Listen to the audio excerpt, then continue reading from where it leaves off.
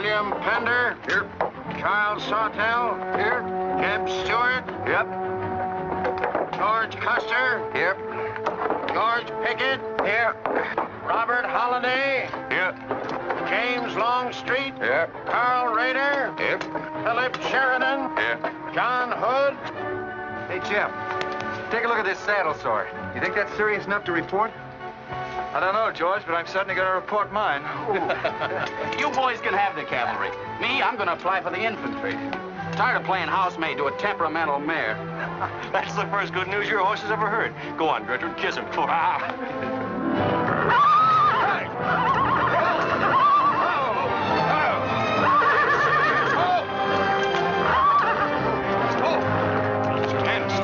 Devil. Steady, boy. You weren't so hard-headed you wouldn't hurt your mouth. I told you before we started you had that curb chain on too tight. It's not the first time you've cut his tongue. You ever try putting a curb on your tongue? No. Nobody else ever tried it. I suppose it takes one of you Southerners to handle a horse. Well, at least we know how to harness them. You know how to harness Negroes down south, too, I hear. With a strap across their back. Come on. When are you going to take a punch at him? Too close to graduation. Besides, if I've waited 4 years, I guess I can wait another week. The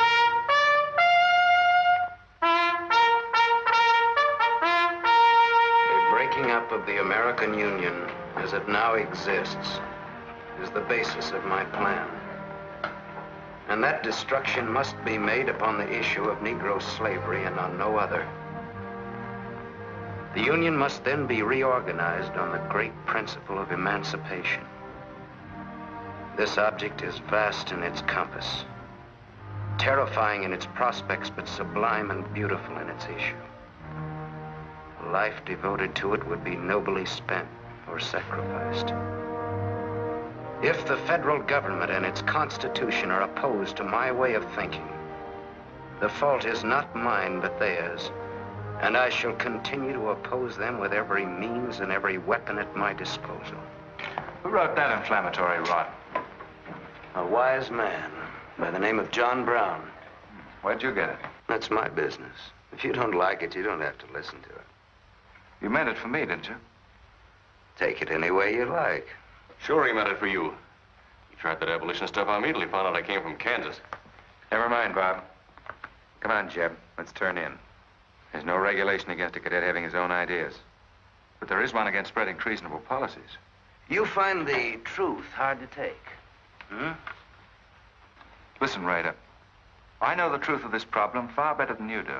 The South will settle it in its own time and in its own way. But not through the propaganda of renegades like this John Brown or any of his followers. You mean that renegade line to include me? Look up your oath of allegiance and answer that for yourself. I'll answer that right here and now. I've taken a lot from you Southern snobs. For 50 years now, you've been watering your precious family trees with the sweat of Negro slaves, piling up wealth and snobbery until now you think you own the government and the army. And anybody who disagrees with you is a lying renegade, a rabble-rousing traitor. You get this from me, Stuart. And all you other Mason-Dixon plutocrats. The time is coming when the rest of us are going to wipe you and your kind off the face of the earth.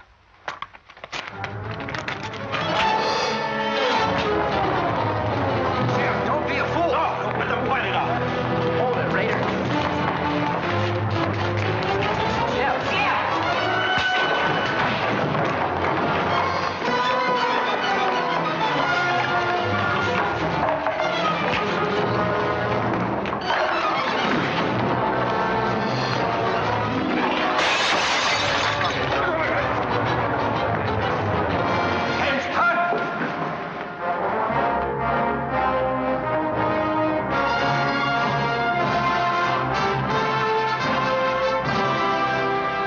I've been aware that a disturbing force has been active among the regiment of cadets.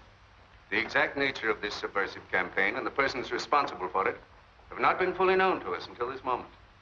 Stuart, by every rule of the academy, you should be discharged from the service. And your associates are no less guilty for their part in this outrageous affair. Colonel Lee, any blame in this matter is entirely upon me. It's my sole responsibility, sir. That's not quite true, sir. It was my fault.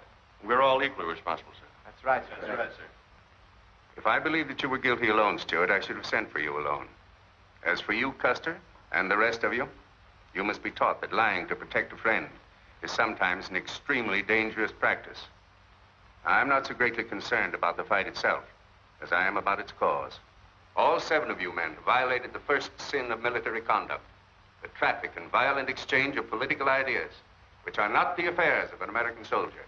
You must be punished, and punished severely. I shall request of the War Department upon your graduation next week that all of you be assigned to the most dangerous branch of the United States Army. The 2nd United States Cavalry, now stationed at Fort Leavenworth in the Kansas Territory.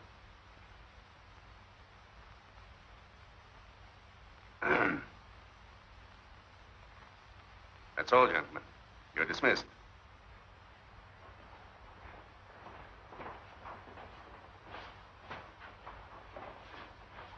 Now send for Cadet Raider. How can you beat that? Fort Leavenworth, suicide station, Kansas, and the Santa Fe Trail. What a piece of luck. That's it, and the cavalry, active duty, promotion. Why, we'll all be generals while the rest of these felloas are still shaped. Oh, that's desolate country, Jeb. Nothing grows in Kansas but trouble. What are you talking about? I grew up out there, didn't I? I suppose he's not. Oh! Yeah, wait till I get you boys out there. Man alive, that's my stamping ground. Well, These pamphlets were found in your quarters. Dozens of them. Together with a letter written by a member of the abolitionist party, instructing you to distribute them among those cadets who appeared to be sympathetic to their cause. How long has this undercover activity of yours been going on? Long enough. Very clever idea of your fellow conspirators to plant an agent in our midst. Your dishonorable discharge will be drawn up at once, and you'll be given until sundown to remove yourself and your personal belongings from the limits of West Point. Good.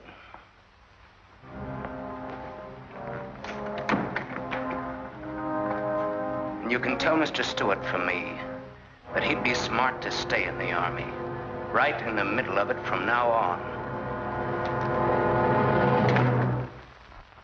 Cadet William Q., Ohio. Cadet Martin Evans, Ohio.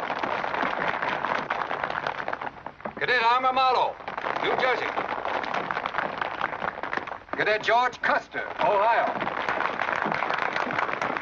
Cadet James Longstreet, South Carolina. Cadet Philip Sheridan, New York. Cadet J.E.B. Stuart, Virginia. Cadet John Hood, Kentucky. Cadet Robert Holliday, Kansas Territory.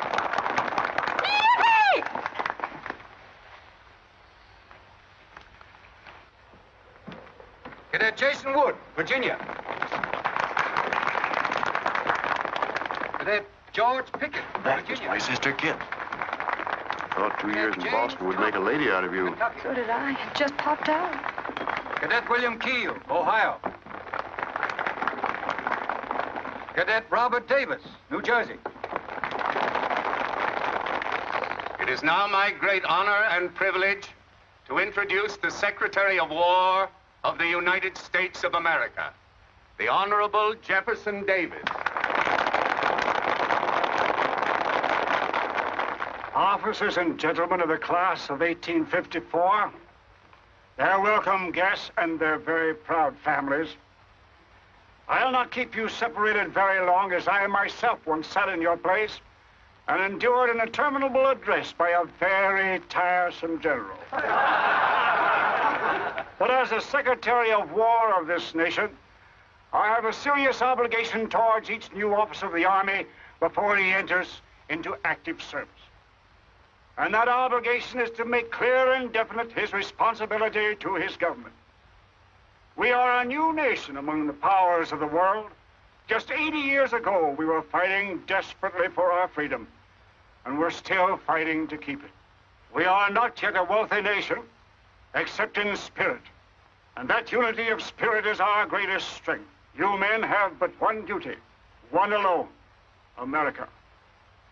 With your unswerving loyalty and the grace of God, our nation shall have no fears for the future, and your lives will have been spent in the noblest of all causes, the defense of the rights of man.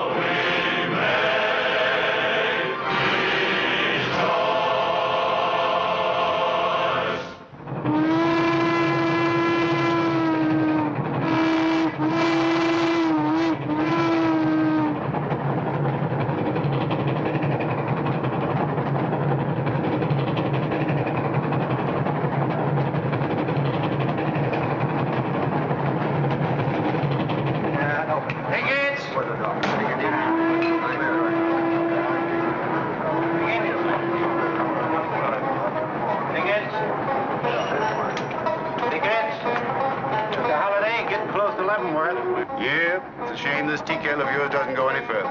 What for? There ain't nothing to go to. There's half a nation out there, Cap. Someday I'll build a real railroad to open it up, clear to Santa Fe. For a man who made a fortune out of horses, you sure got a heap to learn. Hey, Cap, tell the boys to speed it up a little, will you? The last time I had to get out and help them chop wood for the engine. Well, the first time you rode with me, I had to change your diapers. Hey, Cap, where am I going? Looks like you're going to Hades. Just wanted to know. Bob's been telling us about that railroad to Santa Fe so long now, Mr. Holliday. Surprised to learn it hasn't even been built. Well, that's not our fault, Stuart. You can't build a railroad over blood-soaked ground like Kansas. Decent settlers won't use it. We're losing thousands of pioneers to the Oregon Trail. We heard about the raid at Osawatomie last week. What is the true situation out here, sir? Well, Kansas is a territory and not a state. We're ready to join the Union, but the big question is whether we'll go in as a slave state or as a free state. On one side is most of Kansas pro-slavers, people who came from the South.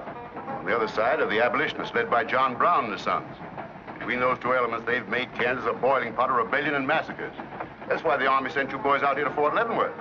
See, suicide station. It's quite an honor. Excuse me, will you, sir? Surely. You know, the first time I saw you at the graduation, I thought of what Napoleon said when he first met Josephine. What was that? He said, I never knew this savage land they call America could breed such perfect beauty in mortal form. Thank you. That's a lovely line. Yes, isn't it? George has been using it for years, haven't you, George? I wish I could think of nice things like that to say. You wouldn't like what I'm thinking now. You were going to tell me something more about Kansas. Yes, what do you do on Saturday nights for fun here? Well, as I remember, half of Leavenworth takes a bath and the other half gets drunk. And since there are only 2 bathtubs in town, things get kind of exciting around midnight. Kid!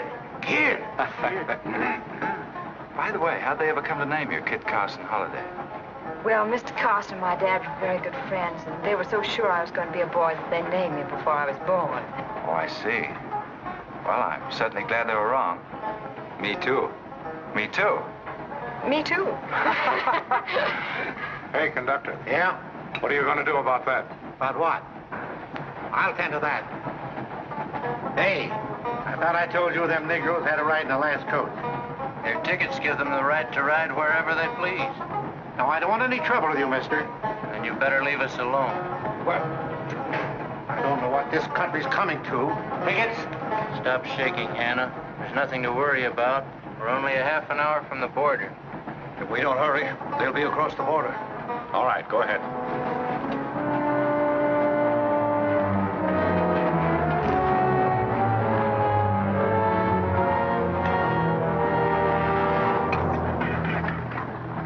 Are you taking the Negroes? What business is that of yours? We're asking the questions. Are they free or bond? Here are the papers. You can see for yourself. Yeah, that might mean something if we didn't know who you are. But don't you make a move. We're taking you and them off of this train while they're still in Missouri. Now, come on, get up, all of you.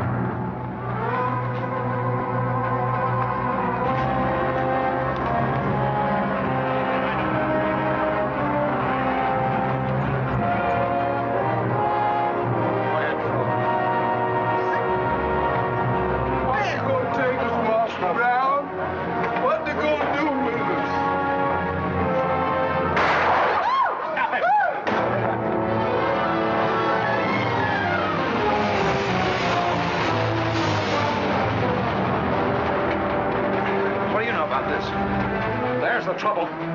Negro slaves. He was trying to sneak them across the state line. I'll get that murdering Jayhawk over this if I have to hang for it. Who was it? Oliver Brown, one of John Brown's scurvy litter. Get her to the doornail. Come on, you gape-eyed greenhorns. Give me a hand. There ain't no use spoiling the carpet. Come on, get him out of the way. Come on, Jeb. Now, don't get excited, everybody. Sit down, please. This is what they mean when they call it bloody Kansas. There'll never be any peace along the Santa Fe Trail while John Brown or any of his followers are alive.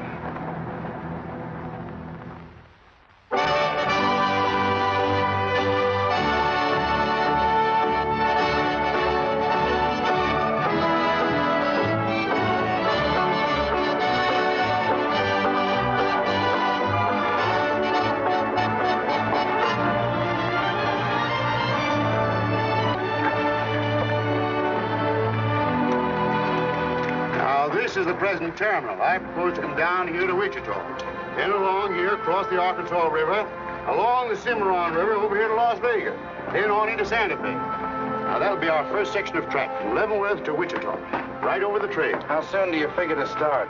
Well, the men back east say they're ready to put up the money as soon as we can prove that a railroad through Kansas is safe and will pay. Dad! Yes, kid? Where did you put the loading list? List? Gosh, I clean forgot to make one out.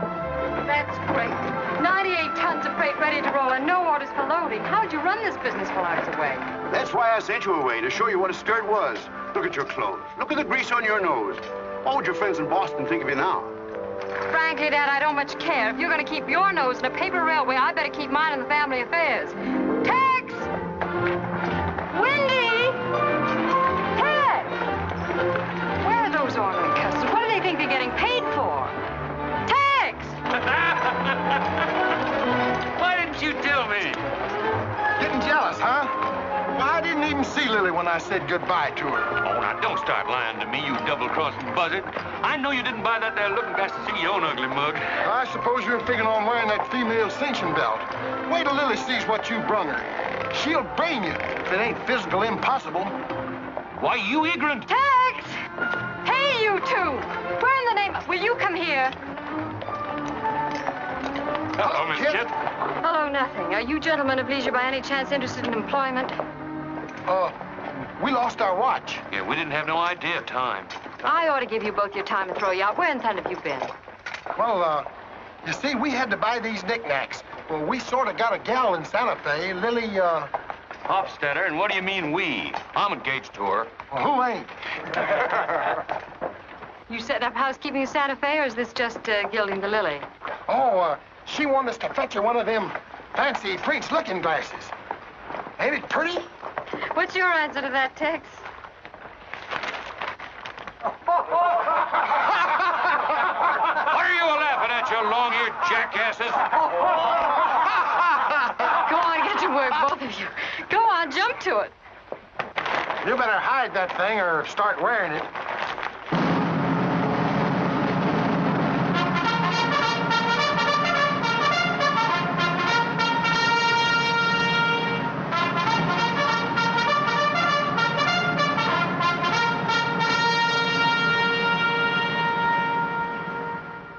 I'm going to put you new officers straight from the start. This is Fort Leavenworth and not West Point. You were sent here to man a frontier garrison. 3 of the officers you're supposed to be replacing are buried back of the hill in the little military cemetery. The other 4 haven't been found yet. The Regiment of Mounted Rifles has only one job, to keep the peace in Kansas. And we're here alone. There's no other fort between us and Santa Fe, and we're proud of that responsibility. We've got a tough reputation in the Army, but they respect us in the West. See that it stays that way. Order of the day.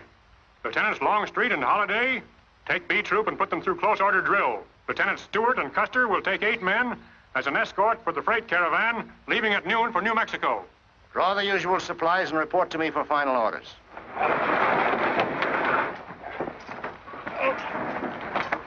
Say, will you keep all those cases of Bibles near the tailboard? They're only going a short haul. We sure will. Let's go.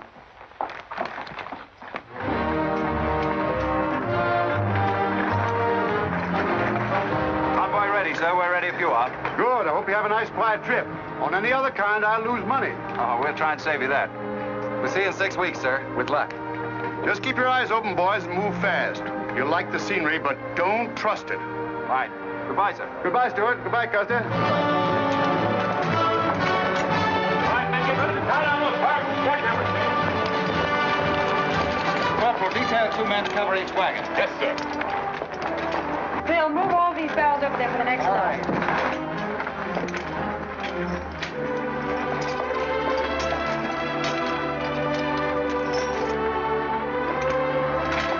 Well, hey, looks like we both got the same idea. Looks that way. How are we going to work it? Here. I've got an idea. Let's draw for it. Fair enough. Right.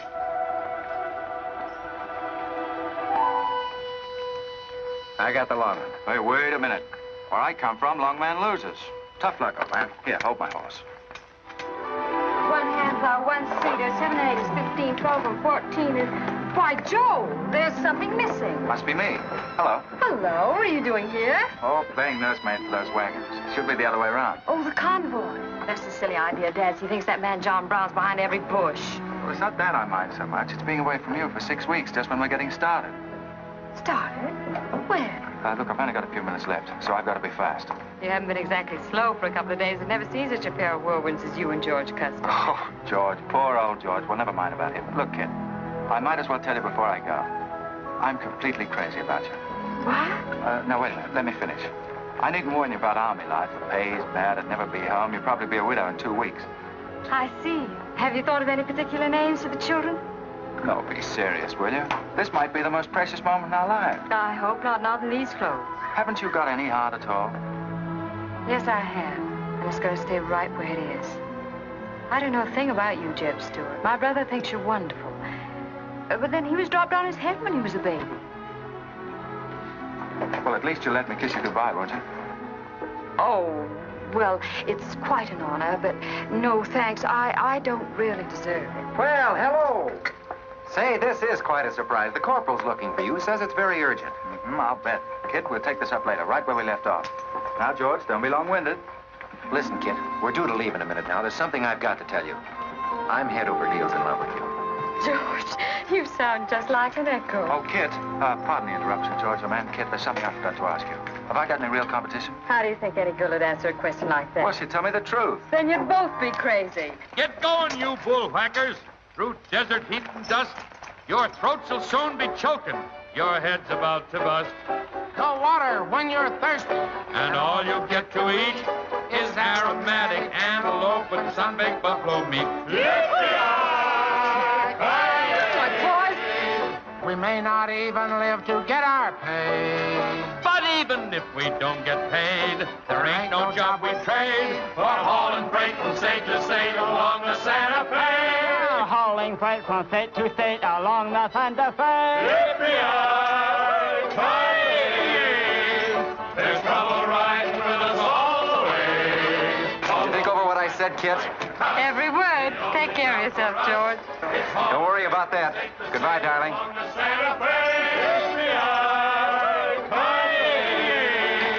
There's trouble riding with us all the way. Although we sweat and fight and cuss, the only job for us is hauling freight from state to state along. Make a little bet, kid? Sure, on what? Those 2 boys? I'll give you 3 to 1. I can name the winner. That's ridiculous. Which one do you want?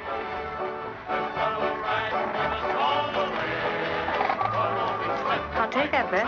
Good. For us is hauling freight from state to state along the Santa Fe.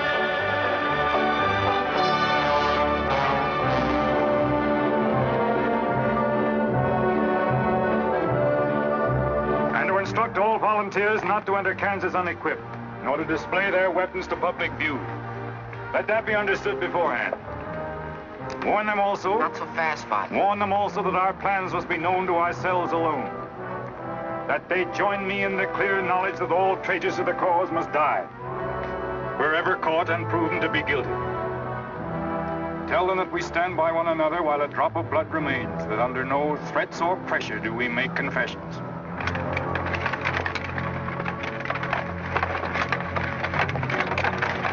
All right, that's our camp. I might as well tell you when you get this far, you don't turn back. You don't have to worry about us. We ain't the kind that quit. That's fine to see you keep it that way. Save all of us a lot of unpleasantness.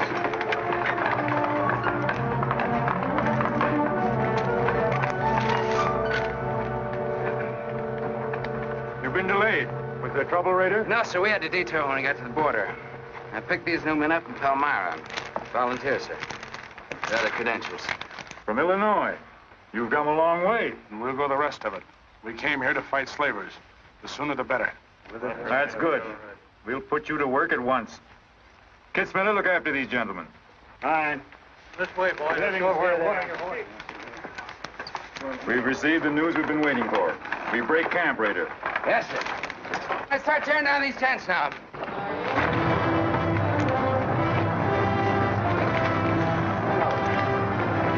Oliver. He's hurt. I'm all right. Where's Father? Father. What has happened to you? Where are the Negroes you were told to bring? A couple of pro-slavers tried to grab us on the train. I shot one of them and jumped off. You left 4 helpless people alone to save yourself. I had to do it, Father. It was me or them. You cowardly fool. In future, obey my instructions. We leave at once.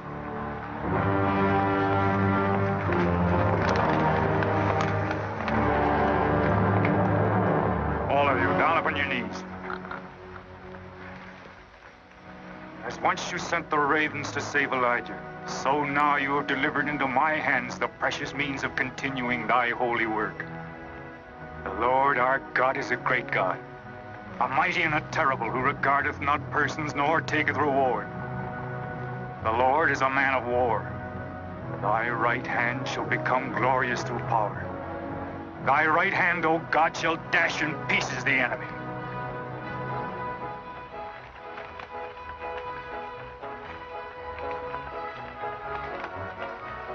Hey, Oscar! When we cross the river, you watch out for that wagon that's got my looking glass. Hey, Tex, these horses are pretty tired. When are we going to make camp? Oh, as soon as we cross the river, and then we'll be out of danger from both sides. You know, Lieutenant, I'm sure glad we're leaving civilization. It's getting too dangerous for a peace-loving man. I run into some of them abolitionists once, but who's this feller John Brown that talks so much about? Oh, as far as I know, he's just a dirty old windbag. In fact, he's just your type. Either of you ever meet him? No, but 2 of them fellas he killed at Osawatomie were friends of mine. You mean Jim Doyle and Alan Wilkerson? Yeah, and that's the reason I'd sure like to meet up with this here Mr. John Brown. He's got no quarrel with people like you, Tex. You do much better to leave him alone. Well, you can count me in anyhow. Even if he ain't harmed no friends of mine, I sure hate to miss a good fight.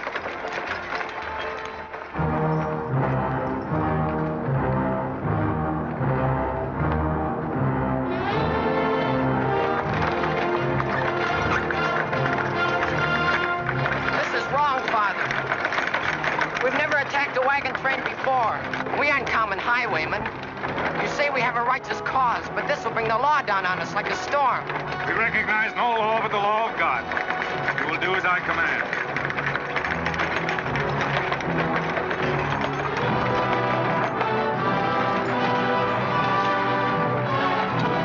Take your men back, Raider! Wait for my signal!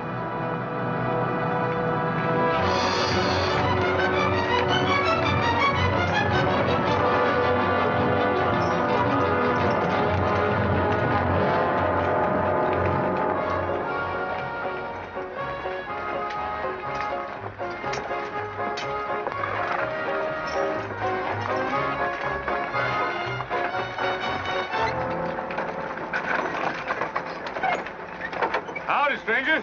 Good morning. Are these Holiday's wagons? That's right, sir. My name is Smith, Jonathan Smith of Newton. Oh, well, what can we do for you? I believe you are carrying some freight consigned to me. Oh, it might be. Have you got something to show for it? I have this receipt from the shipper. Come a long way with an empty wagon, haven't you, Mr. Smith? Newton's about 100 miles from here. My home is in Newton, sir, but my place of business is much closer to the trail. Oh, I see. I thought your horses looked pretty fresh. Ain't cases of Bibles. That's right. Come on, Wyndham, we'll unpack these Bibles for the parson. Jason, bring up your wagon.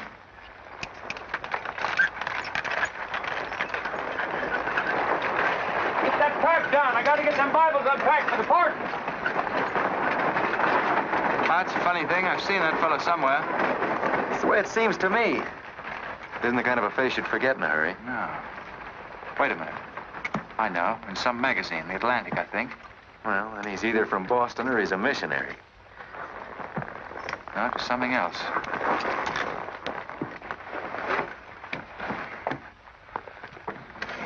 Been a lot of bad trouble over across the river lately, Mr. Smith. That murdering skunk John Brown's on the loose again. Better keep your eye peeled for him. Thank you. We shall. This stuff sure is heavy for Bibles. How would you know? You ain't never even saw one.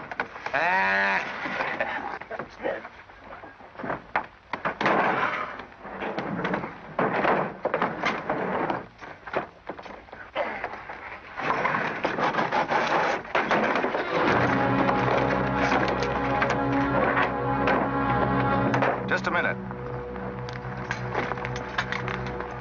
I'd like to see those Bibles. There you are. Put your hands up and keep them up.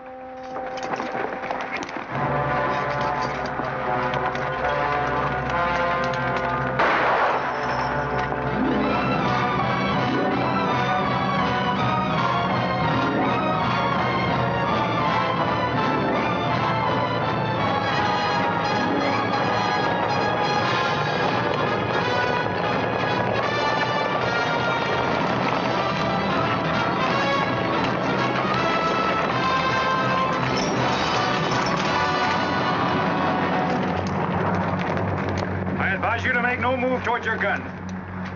Bring up the other wagon. Now then, quickly with those other crates. All right, get a move on there. Only the ones marked Bibles. Hey, Jeb, look. Our friend Raider. Well, this is a surprise. And a commission in the cavalry, too, huh? I see you've got the commission you were after. You know these men, Raider? Yes, sir, very well. This one, Stuart, comes from a rich slave-owning family in Virginia. He called you a lying renegade once, and I jumped him for it. John Brown, him? John Brown? John Brown? I have nothing personal against you men, but I will deal harshly with any interference. I might have known you'd wind up with this outfit. Well, that's one of the troubles with the Army, Stuart. They don't teach you to think ahead. They do one smart thing. They teach you never to turn your back on an enemy without first making sure he's harmed. Stop us. We'll not saddle ourselves with a killing just to satisfy your personal quarrels. One more murder won't mark you any deeper than you are now, Mr. Brown. I intend to be a marked man. Back to your horse, Raider. Back to your horses, all of you. I've given you fair warning. You can keep your heads or lose them as you wish. Move on.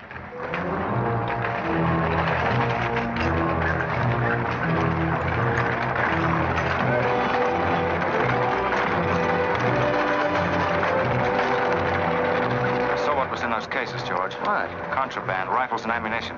Gosh, then we've been delivering Bibles with triggers on them. Let's take a chance. Everybody, take cover and open fire. Dismount! Take cover!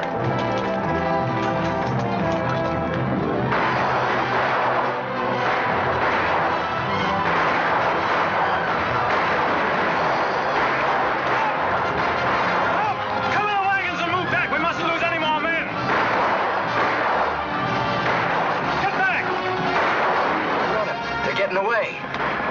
No, they're not. We're going after them. Hey, wait a minute. The outnumber is 3 to 1. Well, if it makes you nervous, don't count them. Come on. Everybody mount and follow me. Everybody mount. Come on, Shaketail. Here's where I get your medal. Forward!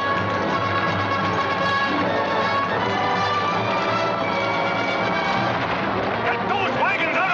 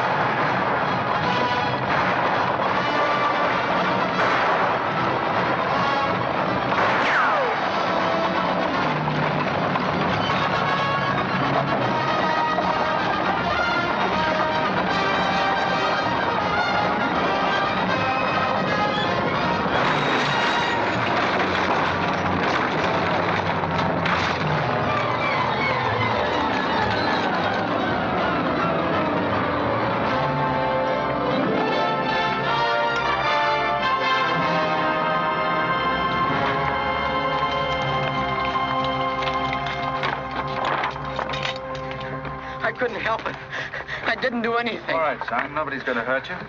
Who are you? Jason Brown. Brown. You one of John Brown's sons? Yes. Yes, but I never did anything. He made me go along. I never killed anyone, I swear it. I'm getting out. I'm quitting. You've got to take me with you. All right. Bring a horse up, George. Bring up the horses. Have to carry him back. The boy's badly hurt. It's his father's madness really striking home now. Jeb, there's a purpose behind that madness. One that can't easily be dismissed. George, you've seen the needle on a compass, haven't you? It's got a whole card to swing around in, but it always wobbles back to the north. What are you driving at? Just this. I've always known where your sympathies lay, but it never affected our friendship, and it never will. But it isn't our job to decide who's right and who's wrong about slavery, any more than it is John Brown's. I guess you're right, Jeb. I'm sorry. That's more doggone fun than I've had since we got hemmed up with them engines. Yeah, well, the next time we shoot at a common enemy, you let me do the shooting. Boy, my gullets as dry as a powder horn. Here. Get up. You busted Lily's looking glass. When she looks at herself in that, she'll think she's 100 years old. Or more. Of course we're aware that firearms are contraband in Kansas. Do you think we'd have accepted those boxes as freight if we'd known what they actually contained? Well, I'm just asking, that's all. Doesn't it seem strange to you that Dr. J. Boyce Russell, the most prominent religious leader in America, should be sending rifles marked as Bibles to John Brown? How can I control the marking of crates? We once received 3 tons of gunpowder marked birdseed. Well, then you'll have to examine every crate you haul. What? For all we know, this contraband may have been slipping through for months. Jason, listen, son. You've got nothing to be afraid of if you'll be honest with us. Now, I want you to answer my question truthfully.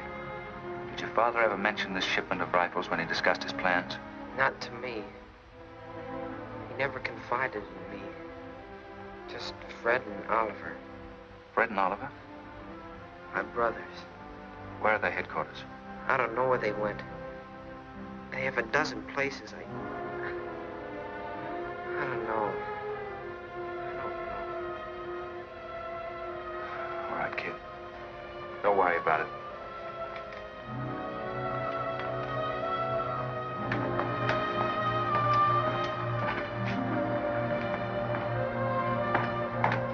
These guns are no mistake. Anyone with the best interests of Kansas at heart can tell you that.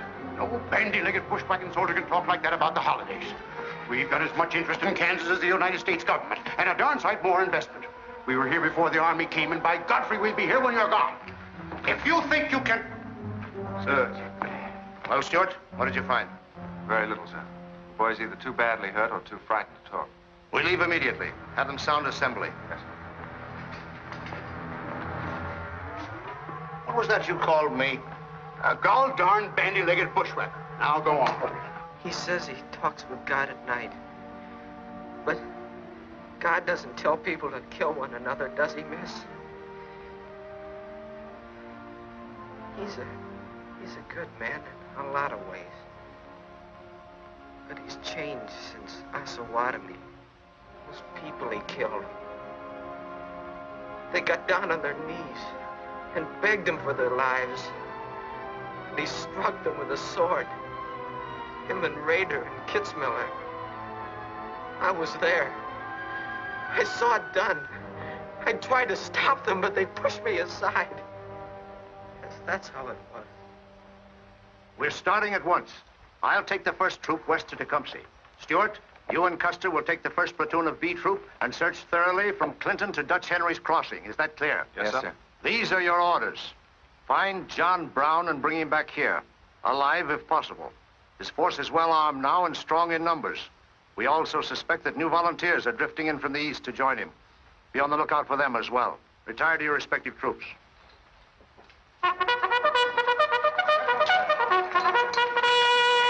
What's that?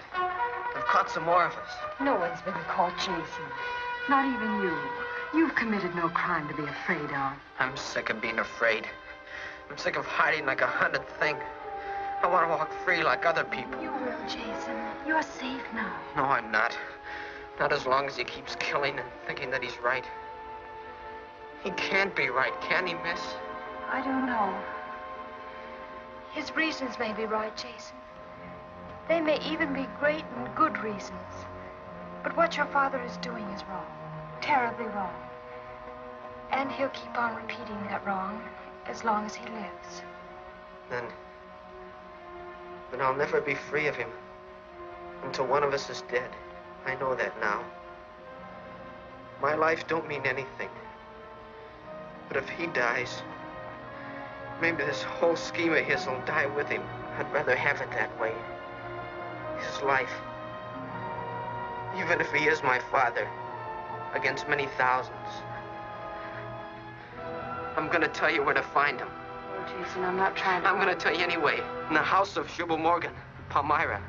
That's where they went. That's their headquarters. Tell the soldiers.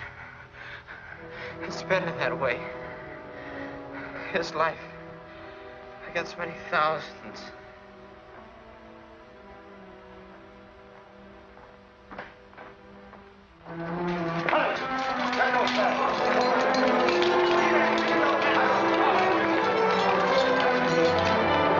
Jeb.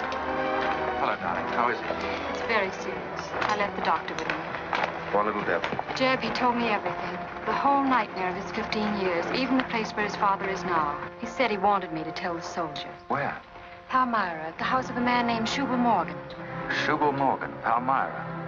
I wonder if that's the truth. Jeb, I'm frightened. That boy is crippled for life. And that man on the train, he died for a principle. And a man killed him for a principle. One of them is wrong, but which one? Who knows the answer to that, kid?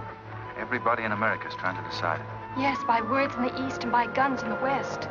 But one day the words will turn into guns. Oh, Jeb, can't it be stopped now? Can't the slaves be freed before it's too late? It will be stopped when we hang John Brown. Then the South can settle our own problem without loss of pride at being forced into it by a bunch of fanatics. Oh, Jeb, what has pride got to do with human lives? Kid, the two things kind of come together down south. Can't pry them apart, not even with guns. I hope that's going to be the same way with us.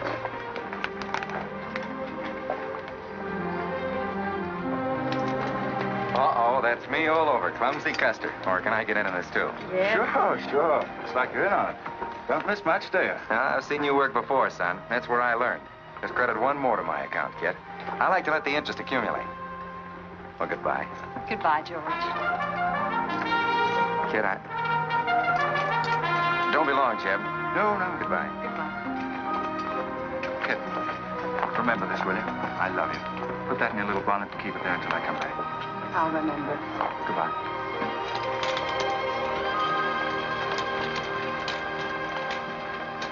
Hi, Lieutenant. Hello, boys. Hello, Lieutenant Jeb. Say, I want you to keep an eye on Kid for me while we're gone, will you? Heck no, we're going to hunt John Brown with you. What? Yeah, we come to join up. Who do we see? A couple of flat-footed rumputs like you in the Army? Why, you'd get lost. Boys, you better go home and sleep it off. So long.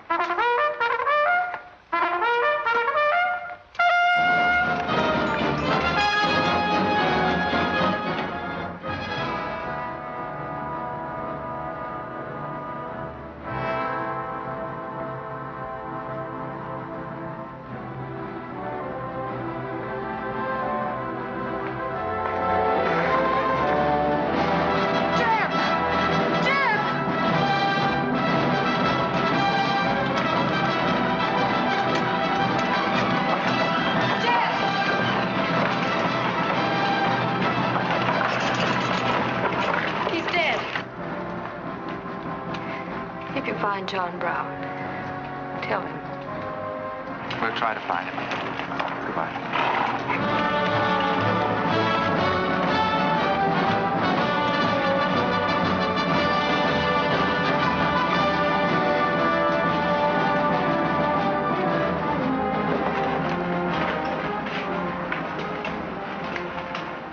Kid, once when you were about this high, Tex Windy brought home a wolf cub with a broken back.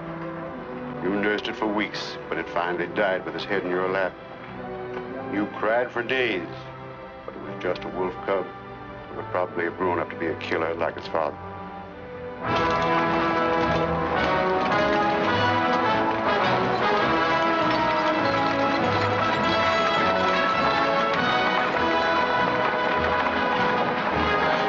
What has being flat-footed got to do with riding a horse? Calling me a rumput's what hurt me. I ain't had a drink since noon.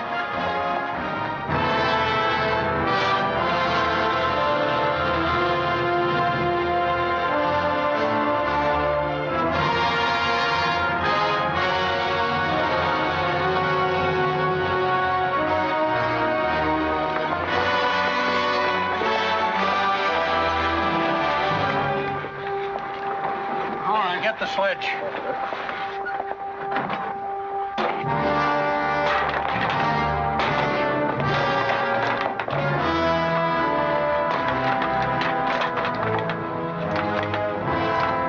Sure is expensive salt pork, Mr. Morgan. Not the way we get them. Look them over and stack them in the barn. Yes, sir. This looks like the best shipment we've had yet. Wonder what Rader's worked up about. Him and the old man been arguing for an hour. Looks like another job for us if Rader thought of it. West Point education's a wonderful thing. Yeah, if you can collect on it. Yeah. I signed up because you promised to pay me. Trained this rabble gang of yours to a solid, fast-moving unit of fighters. Taught them how to use these new rifles, how to follow orders, and take a town in army fashion.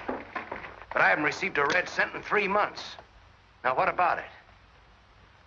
Mr. Rader, I enlisted you on the recommendation of friends in the East who said you would work for the cause. You've done your job well. I have no complaint up to now. But our plans are ahead of any personal greed. If you feel otherwise, you are free to get out. But you must decide here and now. I want only loyal men around me.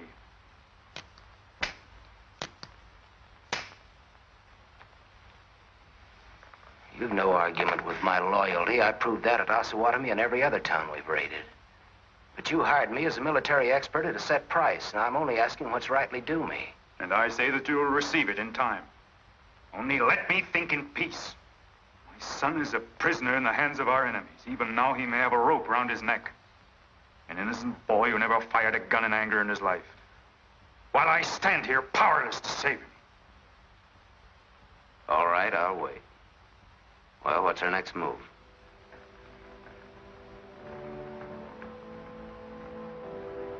The Bible has said an eye for an eye and a tooth for a tooth.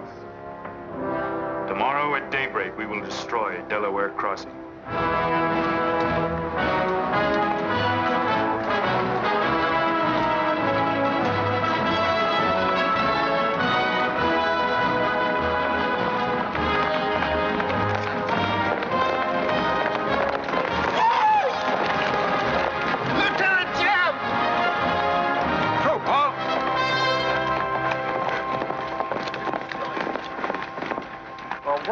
Well, the major sort of turned us down, too.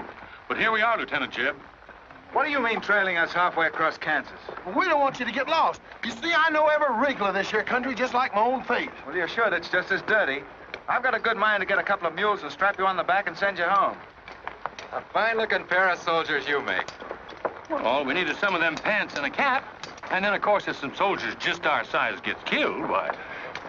All right, get back to the end of the column. Go on before I get that mule. We don't have to obey no orders. Since we ain't in the army. But we will. Yeah. Wait till Kid hears about this. She'll skin him alive. That's if they got any skin left.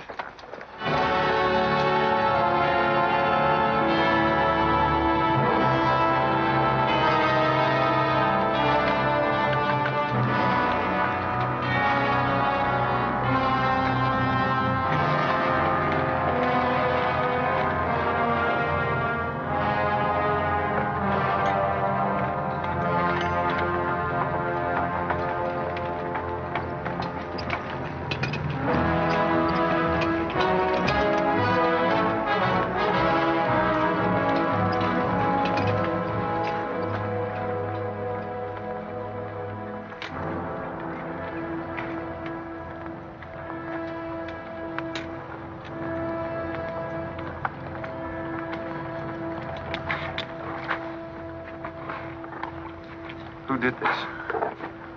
John Brown. How many men did he have with him? Around 100, maybe more. How long since he left? 3, 4 hours. We lost count of time. Well, you're the man that had the run-in with one of the Browns on the train. Is this in revenge for that? Yes. We're free staters here. Brown always knew we'd get him someday, if he didn't get us first. Well, I'll leave you some men to help you bury your dead. Let's see you back to Leavenworth. We don't want any help. This is our fight. We don't want you or nobody else to finish it. I'm going to take care of John Brown myself.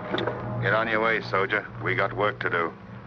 I know how you men must feel about this.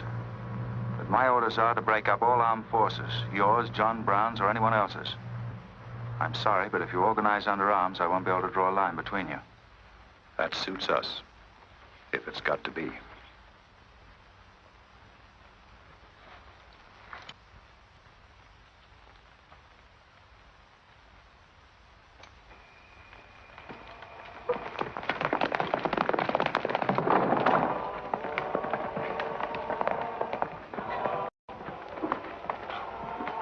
What did you find out, Kitzmiller? A troop of cavalry from Fort Leavenworth are headed this way. Ignorant fools. Jubal, we're moving camp. Round up all your men. Get the wagons ready to roll. Just food and ammunition. We're traveling light and moving fast. What about the Negroes? We can't take all of them. We're not taking any of them.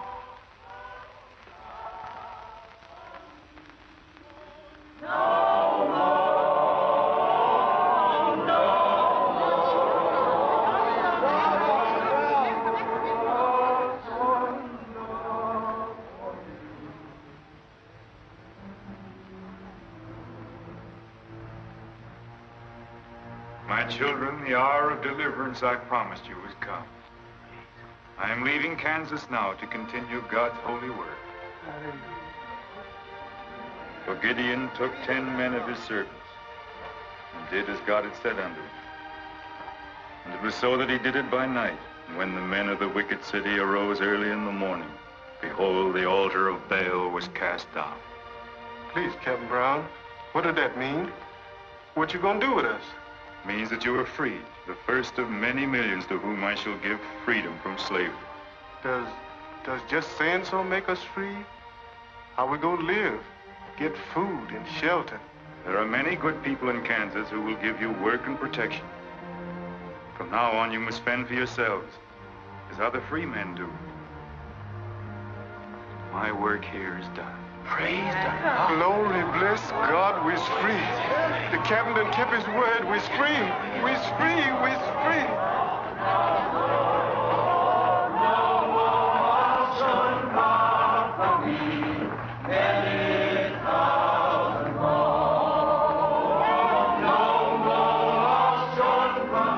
You know, if John Brown has 100 men, we'd better send a runner back, bring up the rest of the troop. Better do it tonight. I'm going into Palmyra, George. You alone? Don't be crazy, Jeb. That town's full of jayhawkers. They'd shoot you on sight. Well, I'll have to take a chance on that. I'm going to get some other clothes, take a couple of men, and go in and do some scouting. I'll try to send you back word. Good luck. Say, do you two fellas still want to join the Army? Huh? I've got a job for you. It's no picnic. It's pretty dangerous, but I think you're the fellas for it. What do you say? You mean we can have a real cap and a uniform? Mm-hmm. Well, we might have to be buried in them, but it sure sounds like a deal.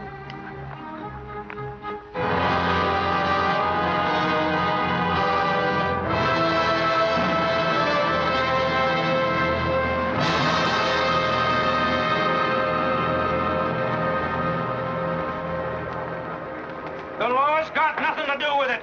We came here to join John Brown because he's a leader and a fighter. The whole thing's going to be settled right here in Kansas. We came here to fight slavers, didn't we? The only way to fight them is with guns. Sure give you a good looking over in this here man's town. Yeah, I feel just like I was taking a bath in a bathtub without no sides on it. The only kind of a tub you ever was in. Say, who could I talk to in this kind of a town without arousing suspicion? The town barber. That's right. Anytime a barber can't talk to a stranger, he's liable to go crazy. Town barber. That's it.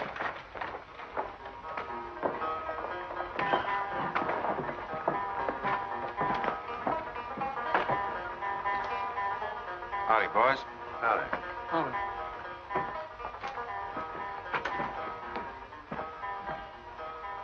Pretty good-looking horse for this part of the world. Yeah.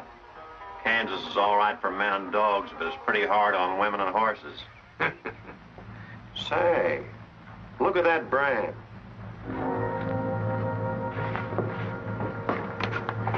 That's an army horse. Maybe you just bought him from someone. Oh, they don't sell them. Nobody rides that brand but a soldier.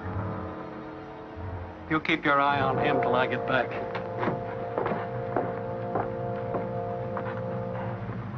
You still got that creepy feeling about this place? I don't know whether it's that or these here chiggers, but something's creeping over me.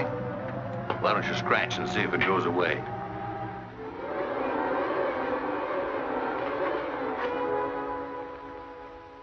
Yeah, I reckon that was all it was.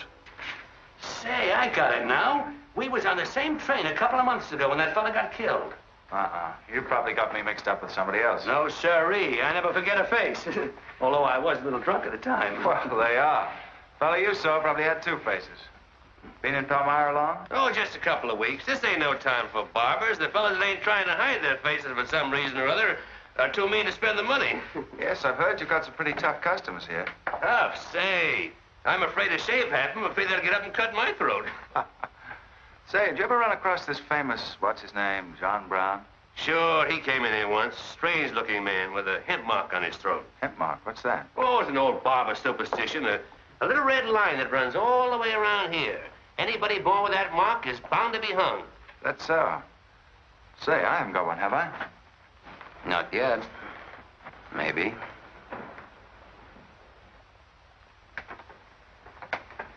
Well, well. Keep your hand away. Get it.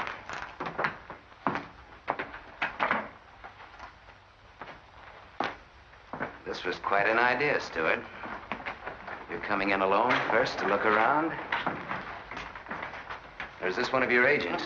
I ain't never laid eyes on him before. I swear it. I don't know him from Adam. What were you up to?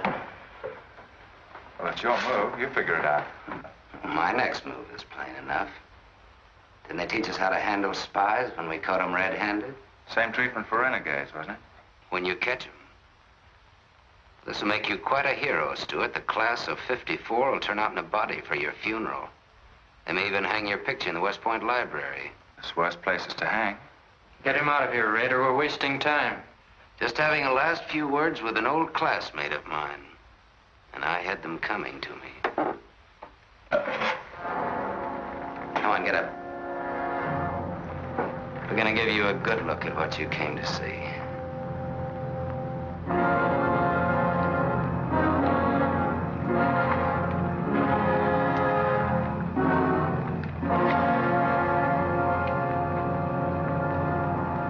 We can't afford to take chances, sir. He was sent here as a spy. It's my advice to get rid of him. Let's string him up. And right away. Wait for it. What did you hope to achieve by coming alone to Palmyra? The Army has orders from Washington to bring you to trial. I hope that if I came face to face with you first, a lot of unnecessary bloodshed might be avoided for your men and mine. Were you innocent enough to think that I would surrender myself to you without a fight? I hope that you might consider yourself innocent enough to do that. Half of the people in America believe in your theory. A lot of them even condone your methods. That'll guarantee you a public trial. I'm not on trial, but the nation itself.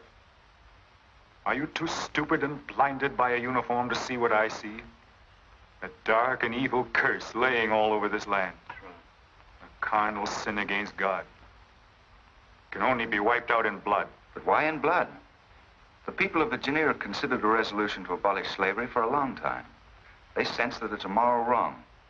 And the rest of the South will follow Virginia's example. All they ask is time. Time? Time? For 30 years, I've waited for the South to cleanse its soul of this crime.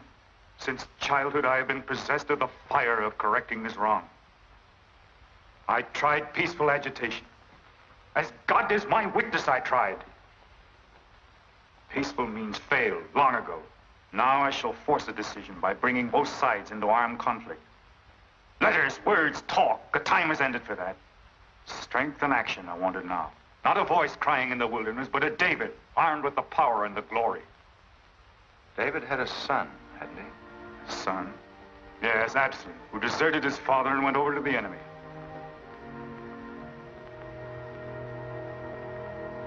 What are you trying to tell me, Stuart?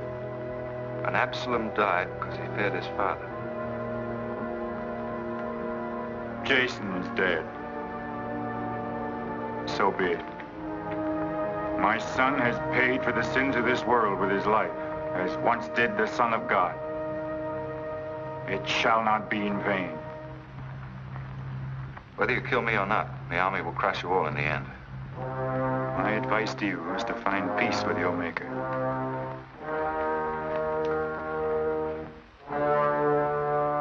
Now the big one. Sit down. I never liked barbers nohow. Now spill out, you little bitty rum weasel. I'll cut your throat. Where'd he go? I swear I don't know, boys. I think, well, they were taken out that way. Who took him? The three fellas. One of them was Oliver Brown.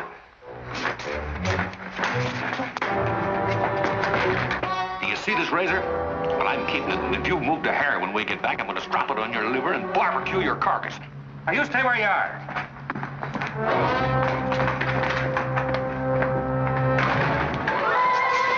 Back east for me.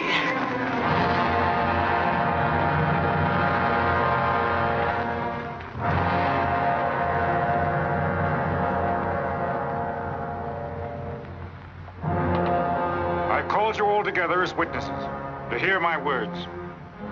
An enemy to the cause has entered our midst, stealthily and by night, with the purpose of planning our destruction. But the hand that has never failed us has come once again to our protection. It's not with malice or revenge that we take this man's life, but in just retribution, as befits all enemies of mankind, all enemies of God. Ready, sir.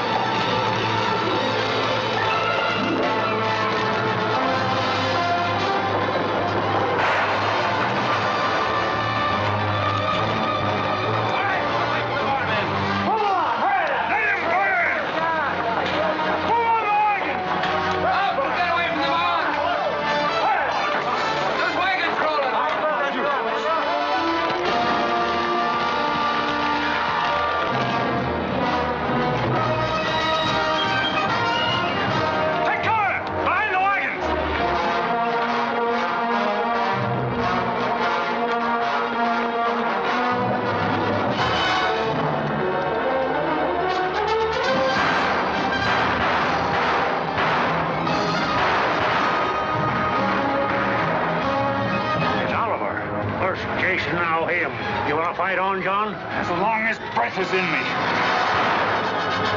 Sound the charge!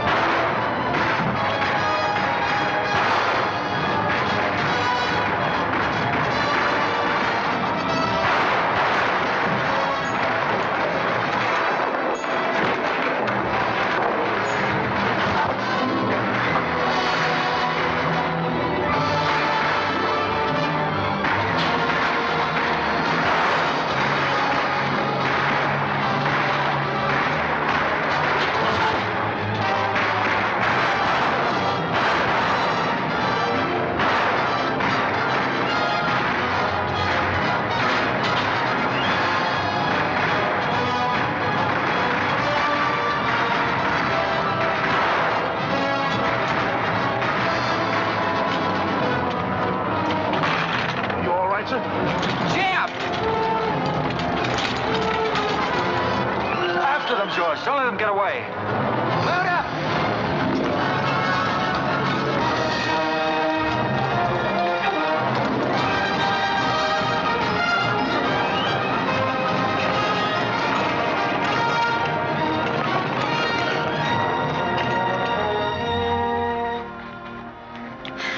Ouch, that's too tight, Mammy. Don't tell me how to do this, boy. I've been wrapping white folks all my life. When they was babies, I wrapped one end, and when they growed up and took on too much corn liquor, then I wrapped t'other end.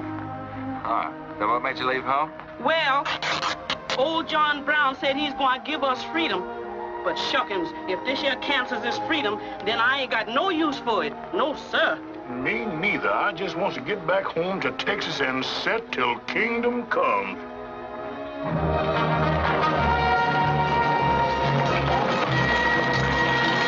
Dismount! Fall out!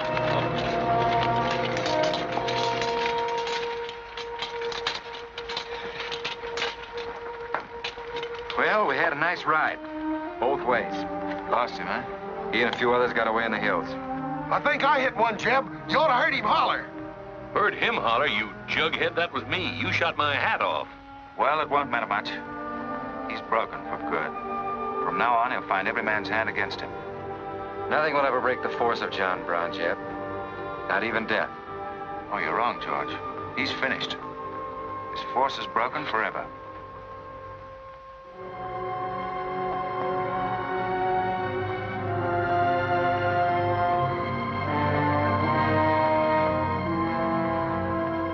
Why hast thou afflicted thy servant, O Lord? Wherefore do I not find favor with thee? Why hast thou laid the weight of all this people upon me? Yes. This is a sign for which I have waited, O Lord. This is your command, the burning bush. Let there be no peace in all this land until we have revenged ourselves upon thine enemies. As once you smote the Philistines, smite now the fury of thy wrath upon these blind, misbegotten fools. And I shall be thy right hand. I, John Brown, shall be the sword of Jehovah.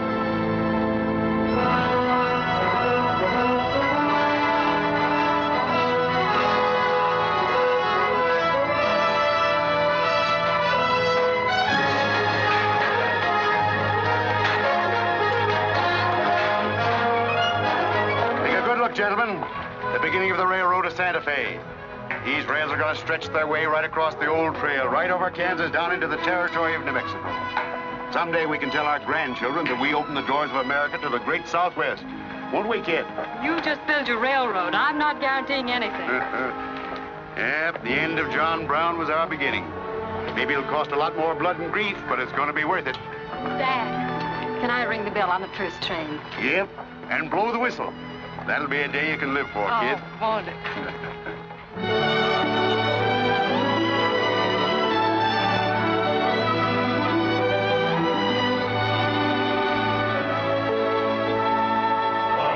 Fill your glasses, fellows, and stand up in a row. To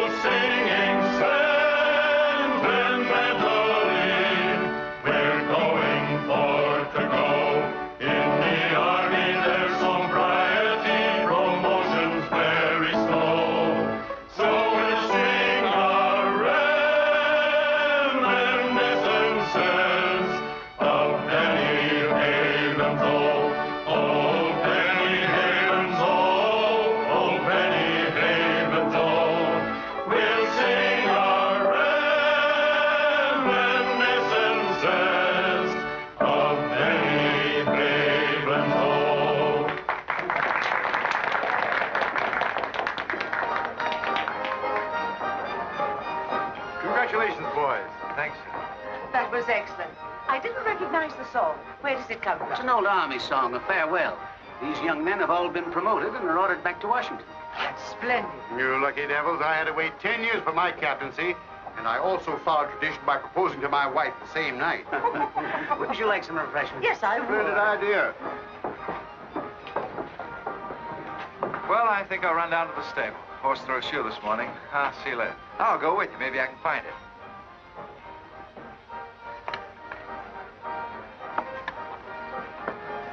What did you have to go and lie for, telling the Major we was the best barbecuers along the Santa Fe Trail? I just mentioned it sort of casual. How'd I know he's gonna take us up on it? When he starts eating this, he won't take us up, he'll take us up and out.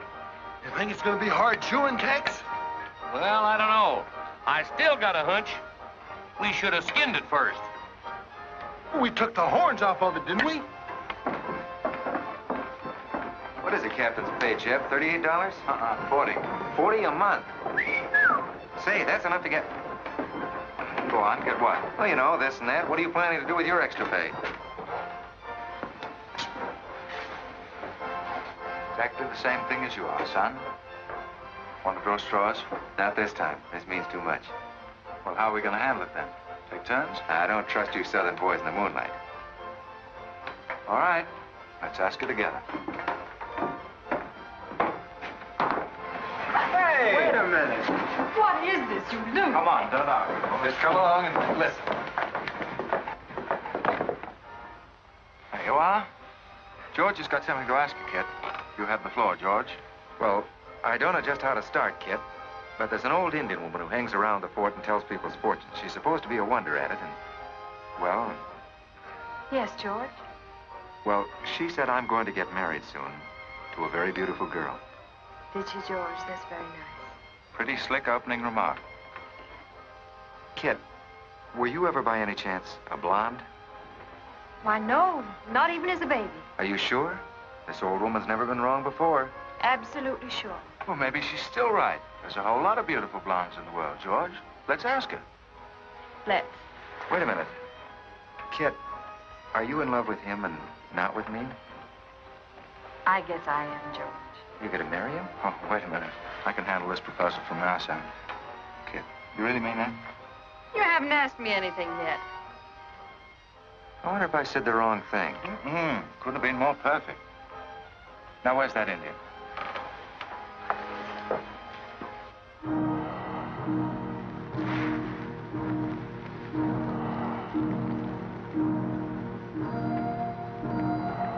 Yanta bajo ita, amtamonya matam amtam dosi anak bujin. Ah, chukai, kama chuku, ah, kanya. What'd she say, kid? You know the lingo. She says that this is one of the last times we'll all of us be together as friends. Now ask her something sensible. Who's going to be the first general? When eshtam wani ganzi. Hama ko American matambo ambosi oju. She says that one day you'll all be famous men, great in battle, but bitter enemies. What? Pickett, Hood, Custer, Sheridan, Longstreet, and me, enemies? Now I know she's crazy. Where'd you ever pick up this old figure, George? I can tell better fortunes than that with tea leaves. Well, we might as well get our money's worth. Ask her what we're going to fight about. Yeah, who's going to start it? Weganesh wanji migod what? Hama matakse gocho MB imapisi akmanja. Majia ka autumn kaja mamtramo pisi achulka mafia mapa.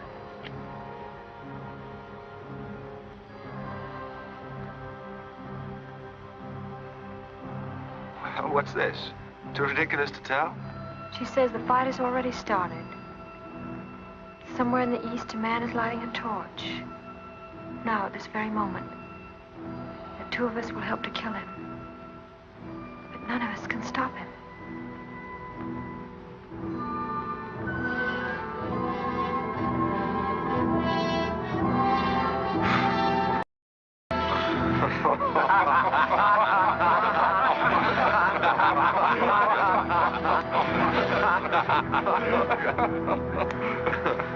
Here's where I would attack first.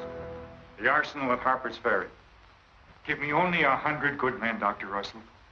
Well-armed and God-fearing men who believe in the cause. I will lead them through Virginia. Rouse the thousands of discontented slaves who will flock to join us. Then sweep down through the South, through the Carolinas, Georgia, Alabama, Mississippi. Then, with the entire nation in a state of chaos, we can dictate our own terms. Have you considered the Army, Captain Brown? Surely they'll be after you in full force within a few hours after you first attack. Let them come, Dr. Russell. Let them try to stop me. I've studied that country for years. It's full of good hiding places, natural forts where large forces of brave men can defy pursuit indefinitely. Mr. Rader will go ahead of us and scout the town. Yes, sir. With his knowledge of military methods and our great advantage of surprise, we can outwit the Army at every turn. Captain Brown, this plan of yours is mad. Worse than mad. It's high treason. Such a brazen attack would lead to civil war. Exactly. That is exactly what I want. Is it your wish, then, to destroy the Union? My answer to that is yes. To the devil with the Union. We've got to fight sometime. It might as well be now. Gentlemen, I came here to Boston at great personal risk. There's a price in my head of $10,000, so my time is precious. You've given me much help and encouragement up to now. But all that we have done in Kansas and elsewhere will be wasted unless you see it through to the glorious end.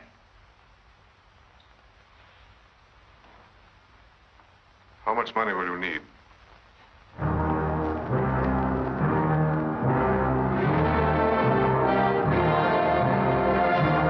We now possess the guns, ammunition, tanks, a complete store of supplies.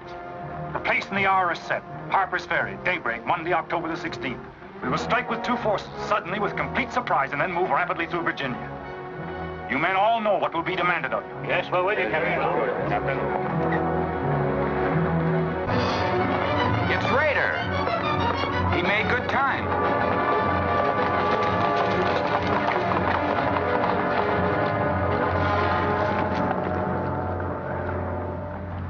Well, what did you find? Speak up. Is anything wrong at Harper's Ferry? Well, the town itself won't be any trouble. There's a bridge of the Baltimore and Ohio Railroad to be blocked, and we got to cut that telegraph line to Washington. What about the government arsenal? It's guarded by only 2 men. Here, I made this rough map of the place. Good. Excellent. This is precisely what I wanted. We must first take some hostages from the town. That'll prevent an attack by the civilians. Then we'll move directly on the arsenal. Now, there's something else. What? I want to settle our account. Back in Kansas, you promised to pay me what's due when you got the money. How dare you demand the settlement of a private matter? With the nation's hour of deliverance not 3 days off. Well, that's putting the cart before the horse, isn't it? I've done a job for you nobody else could do. So I was right at Palmyra. The cause itself means nothing to me. I'm only holding you to your word. Are you indeed? Have you forgotten so quickly my methods with disloyalty? I haven't forgotten anything. But you've got the money to pay me and you can't afford not to. Then add this to your memory. I haven't waited 30 years to bargain with a rogue at the final hour.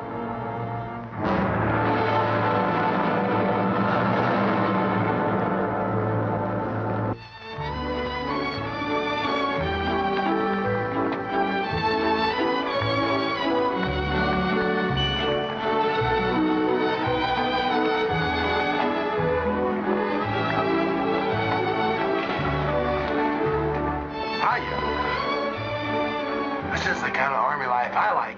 Did you ever see me wolves? I've heard of it, but this ain't no Santa Fe shakedown. Hold it.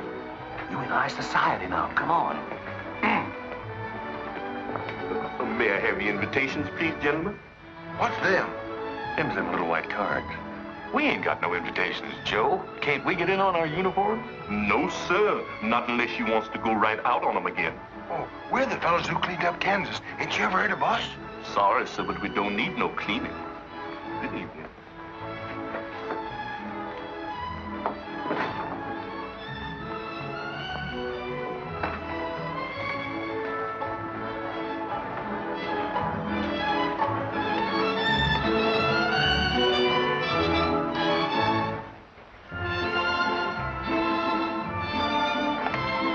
Hello, handsome. Oh, hi, Jeb. My, you're a dream tonight. How's the party? I don't know. She hasn't come out yet. Who are you waiting for? Oh, a friend of mine. Promised me a surprise tonight. A night I'd remember the rest of my life. Yeah? You don't know any girl here but Kit, you know. I'm not talking. Maybe you don't rate quite as high as you think you do, Captain Stuart.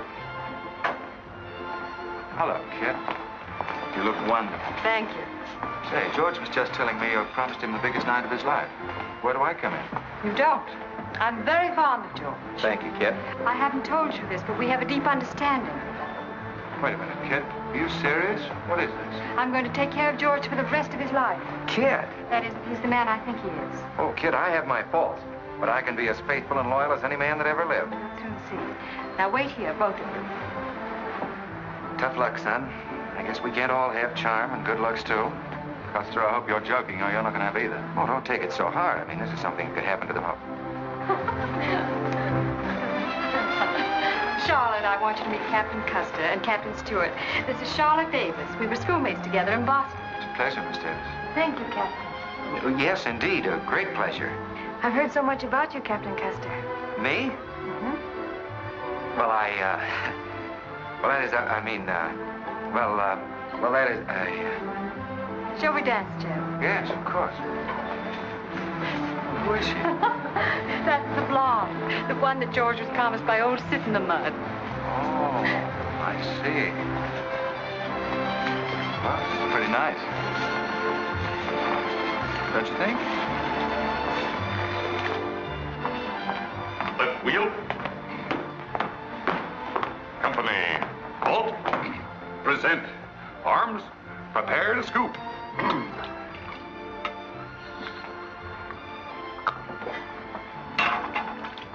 Yes, sir? Yes, sir. About face.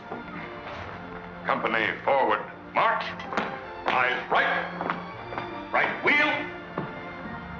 Well, there I was, right out in the middle of Kansas, facing 500 crazy fanatics, heavily armed. And me with only 15 soldiers. Heavens, Captain, how terrifying. What did you do? I sized up the situation at a glance, dismounted, and walked straight toward them. Not alone. My dear young lady, there comes a time in every soldier's life when he must stand or fall alone. And if you knew the Army, you'd understand that he who hesitates is lost. Oh, simply wonderful, Captain. Oh, it was nothing, really.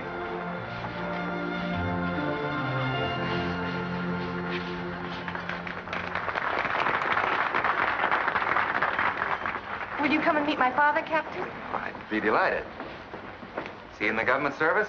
Yes, but I think he'll lose his job in the next election. Oh, that's too bad. Say, he should be in the Army. You know, politics don't bother us. He'd rather go fishing anyway. Father. Hello, Charlotte. Hello, Colonel Lee. Hi, dear. Father, I'd like you to meet Captain George Custer. Oh, but of course I met the captain at West Point when he graduated, didn't I? Yes, sir. Hi, Custer. I'm fine, Colonel Lee. We've heard good things about you. Congratulations. Yes, the captain's just been telling me how he put down the trouble in Kansas by himself.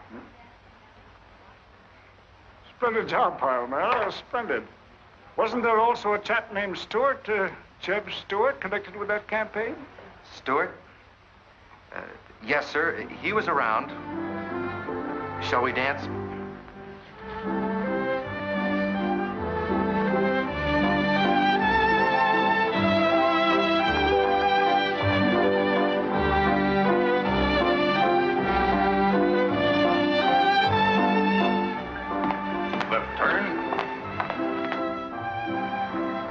About face.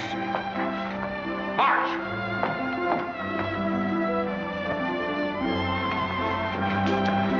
Jim. Go away.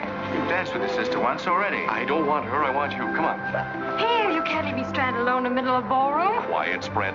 Phil, take over this detail, will you? Oh, may I? Are you drunk? If I'm not, I ought to be. I've just seen enough to knock anybody down. What are you talking about? An old friend of yours is outside, and he asked me to bring you to him.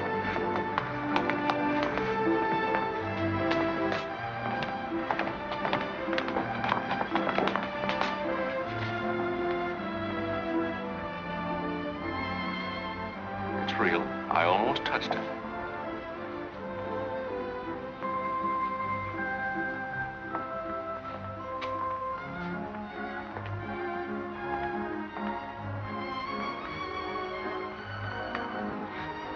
What are you doing here? I came to find you. I know what you think of me, Stuart, that I'm no good. Well, maybe you're right. But maybe I've got something to tell you that'll change your opinion. You'll have a hard time doing that. Suppose I told you that I left John Brown 3 hours ago with a well-armed force of men, not very many miles from where we're standing. I'd say you were out of your mind. All set to strike at Harper's Ferry on the Maryland-Virginia line sometime tonight. With reinforcements of over 1,200 men expected before daybreak from Pennsylvania. Brown plans to arouse the slaves. First in Virginia and then throughout the South in open rebellion. The telegraph wires will be cut and he'll block the railroad. And then at daybreak, they rush the arsenal. Take thousands of weapons with the idea of arming the Negroes. Well, that's the situation, gentlemen, move for move. I don't know, you may be able to get there ahead of them, but if you do, you've got to move fast. Tonight. It's fantastic. Our Secret Service has reported John Brown to be out of the country. Well, I ought to know where he is. I've been with him every day and every mile since we left Kansas. Then why have you informed on him? Don't forget, Colonel, I was in the service once. I was young and I made a mistake. I didn't know that then, but I do now. I guess some of the things we learned at West Point stay on inside of us a lot deeper than we realize. Anyway, I couldn't stand by and see my country torn apart by a madman like Brown. I had to come here. This was something a lot bigger than myself. Couldn't have been the size of the reward you'll get for turning him in, could it? I said why I came here, and that's the truth. But I am entitled to any reward. I'm even willing to go back there and rejoin him tonight just in case he gets suspicious or changes his plans. Now, what more proof do you want than that? I believe him because it's too dangerous not to. How soon can you start, Colonel? We'll be ready to leave in an hour. The officers are all here. Call them at once and proceed with all speed to Harper's Ferry.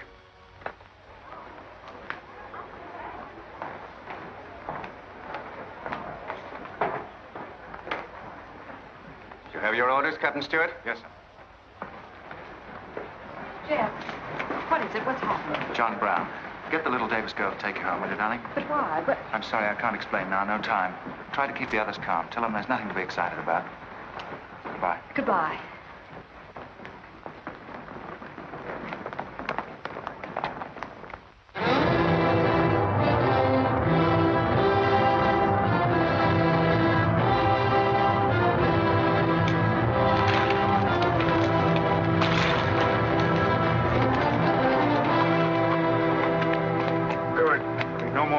Score.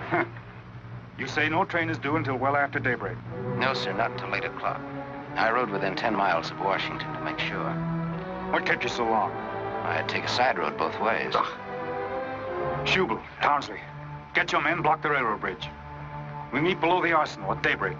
Kitzmiller, go to the town with 20 men and get the hostages. You know the ones? Yes, sir. Rest of you men, follow me.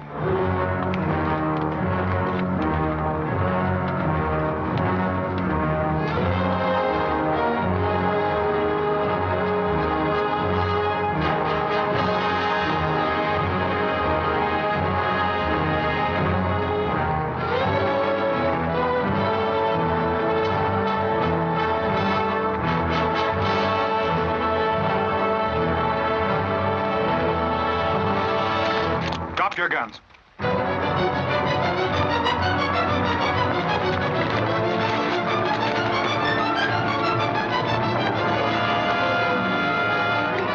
Captain, we got enough guns here to arm 1,000 men. Plenty of powder and bullets. Stack those guns and ammunition near the door, ready to haul. Hurry up, boys. Get them out there. The men from Pennsylvania will be here within the hour. This isn't an arsenal. It's a fortress. We could stand off the whole army here. What about the prisoners, Captain? What is the meaning of this outrage? Why have you broken into our homes and dragged us here? Who are you? I am John Brown of Kansas. John Brown? You are prisoners of the provisional government of the United States. If the citizens of Harper's Ferry attempt any interference, I shall use you as I see fit. Otherwise, you will be peacefully released when we depart. We must adhere to our schedule to the precise minute. We will leave here at 10 o'clock. By nightfall, we should be 35 miles into Virginia. What about the men from Pennsylvania, sir? If they're late in arriving, we cannot wait. Wouldn't that be taking a long chance? No word of us can leak out until tomorrow, maybe even 2 or 3 days, and then we'd be 1,500 men. I don't see that there's any reason to hurry. That sounds sensible. I disagree. I'm anxious to get out of here, and time is our most valuable weapon. You're in command, sir. But that's been the fatal mistake to many an expedition. My advice is to wait.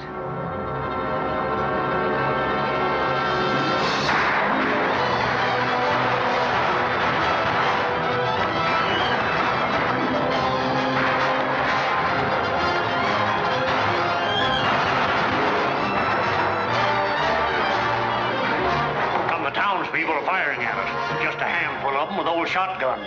We can clean them out in 5 minutes. Idiots. Why do they fight us? Can't they understand?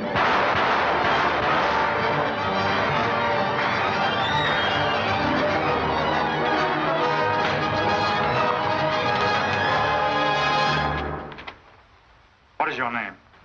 Brewer. If you value your life and those of your fellow townsmen, you will do as I say. Yes.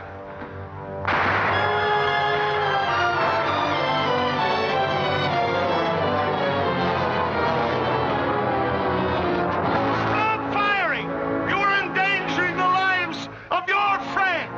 John Brown promises that if we leave the arsenal in his hands, he will harm none of us. No! Run down guard! We'll cover you! Quick!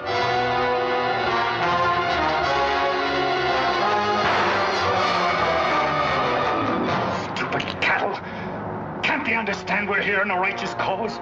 Their interests are also ours, the good of the whole nation. We'll leave a lesson at Harper's Ferry for the rest of the South to profit by. Wipe out those fools at the foot of the hill.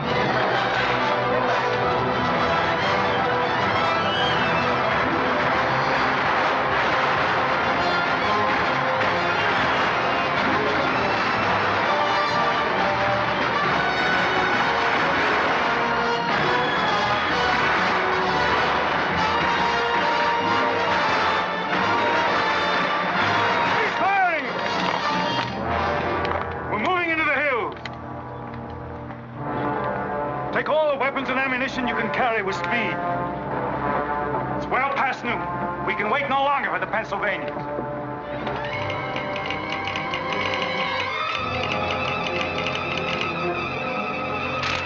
18 citizens of Harper's Ferry killed, 33 wounded by John Brown's invaders in open rebellion. It's from the 2nd Force at Frederick, Maryland. The road to Harper's Ferry is blocked, unable to get through. The Jefferson Guards and the Winchesters under Lee's command passed through Upperville an hour ago. They will be the first to arrive at the ferry.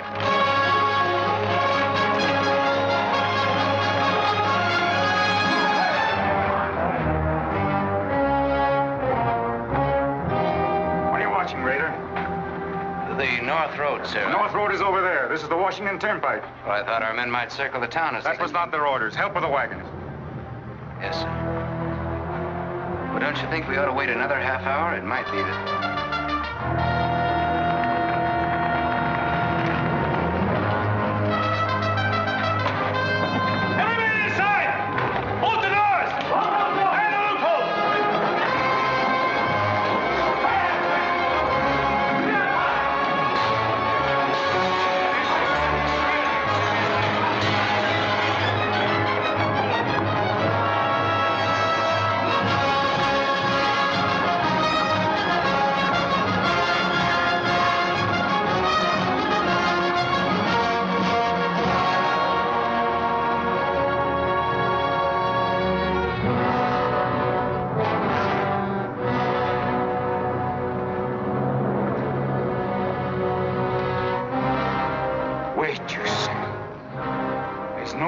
To hurry. Wait. Yes, sure I did. I thought we had time. Stuart. Yes, sir? I want you to take this under a white flag to John Brown. Right, sir.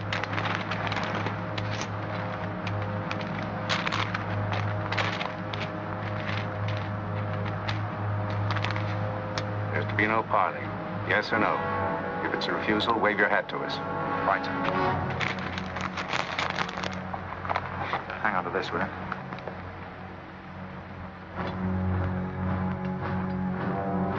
Captain Brown, they're coming up the road with a flag of truce.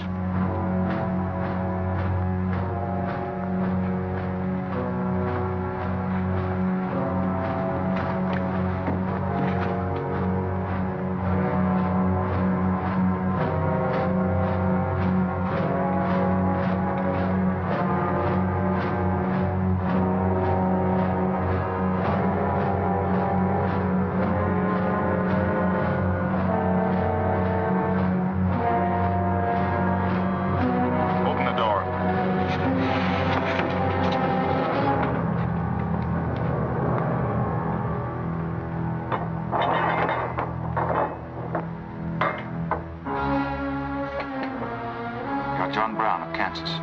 I am. We've met before, I think. And thanks to Mr. Rader, we now meet again.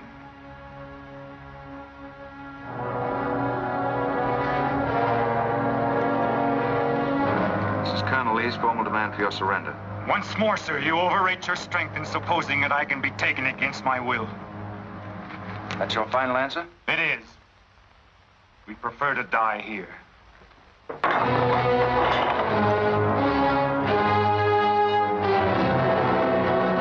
Prepare to surround them. Take Troop B to the right of the gallop. Troop A to the left of the gallop. Troop C, throw your carbines. Dismount. Go, Take cover. Forward and a gallop.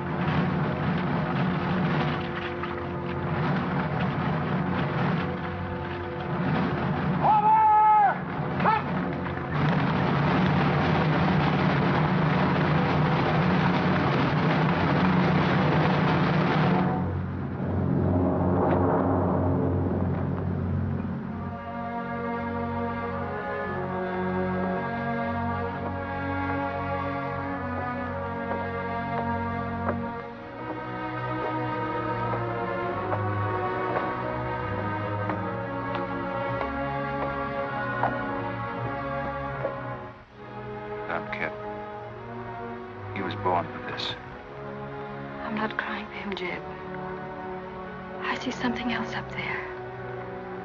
Something much more terrible than just one man. Have you any last words, John Brown? I am only walking as God foreordained I should walk.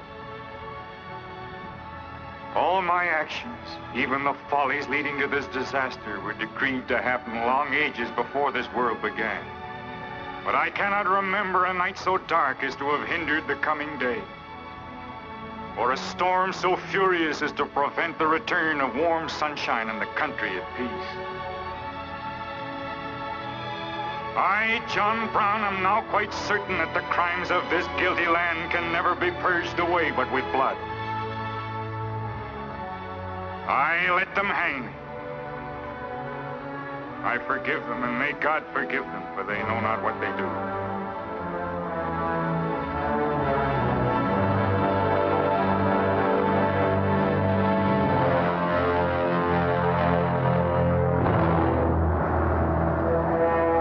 So perish all such enemies of the Union, all such foes of the human race.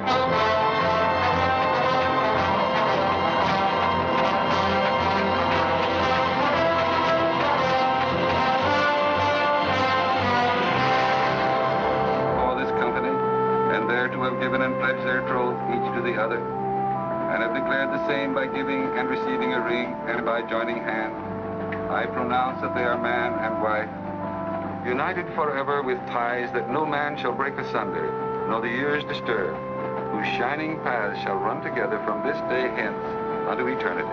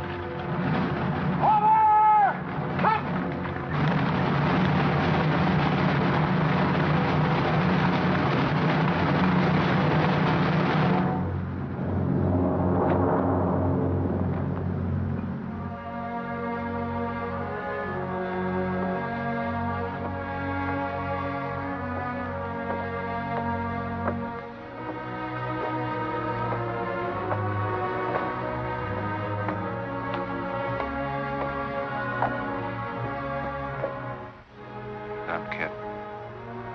He was born for this. I'm not crying for him, Jeb. I see something else up there. Something much more terrible than just one man.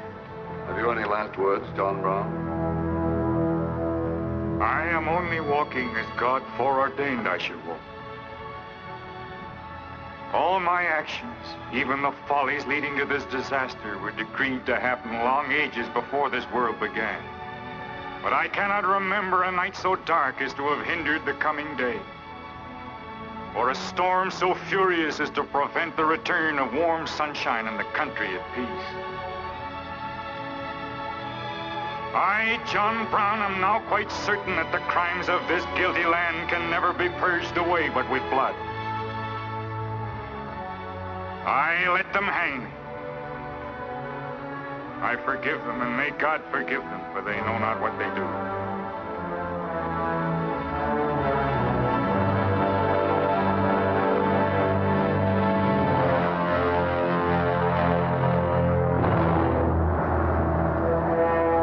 So perish all such enemies of the Union, all such foes of the human race.